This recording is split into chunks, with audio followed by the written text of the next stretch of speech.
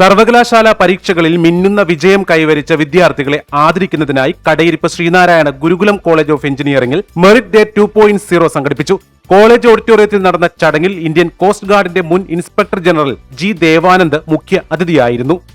വിദ്യാർത്ഥികളിൽ നേതൃബോധവും ലക്ഷ്യബോധവും വളർത്തേണ്ടതിന്റെ ആവശ്യകത എന്ന സന്ദേശവും അദ്ദേഹം തന്റെ പ്രസംഗത്തിലൂടെ നൽകി.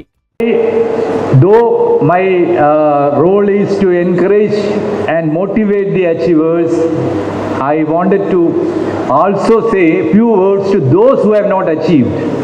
I can tell you there are many people who have reached 60%, 70% who will be looking at this, people who are going to get the awards. I can tell you the gap between you and the people who have got the awards, they are very, very little. It is all in your mind.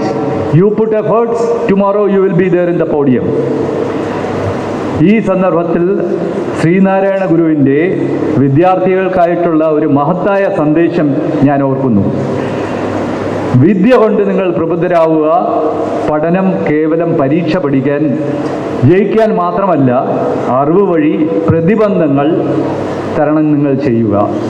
ആഴത്തിലുള്ള ജ്ഞാനം സ്വഭാവ രൂപീകരണത്തിനായി നിങ്ങൾ ഉപയോഗിക്കുക. ഇതിനേക്കാൾ മഹത്തായ ഒരു വാക്യവും ഈ വേദിയിൽ എനിക്ക് പറയാനില്ല.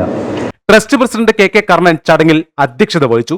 വിദ്യാർത്ഥികളുടെ അക്കാദമിക മികവിനെയും കഠിനാധ്വാനത്തെയും നാടിനു മുന്നിൽ ആദരിക്കുവാനും ഭാവിയിൽ കൂടുതൽ ഉയർന്ന നേട്ടങ്ങളിലേക്ക് കുതിക്കുവാൻ അവർക്ക് പ്രചോദനം നൽകുവാനുമാണ് ഇത്തരമൊരു ചടങ്ങ് സംഘടിപ്പിച്ചതെന്ന് അദ്ദേഹം അധ്യക്ഷ പ്രസംഗത്തിൽ പറഞ്ഞു. സർവകലാശാല പരീക്ഷകളിൽ മികച്ച നേട്ടം കൊയ്തവർക്കുള്ള ഉപഹാരങ്ങളും മൊമെന്റോകളും ചടങ്ങിൽ വിതരണം ചെയ്തു. വിവിധ വകുപ്പുകളിലെ ക്ലാസ് ടോപ്പർമാർ, മികച്ച അക്കാദമിക പ്രകടനം കാഴ്ചവെച്ചവർ, കോളേജിലെ വിവിധ അക്കാദമിക് ക്ലബ്ബുകളിൽ സജീവമായി പ്രവർത്തിച്ച വിദ്യാർത്ഥികൾ എന്നിവരെയും വേദിയിൽ ആദരിച്ചു.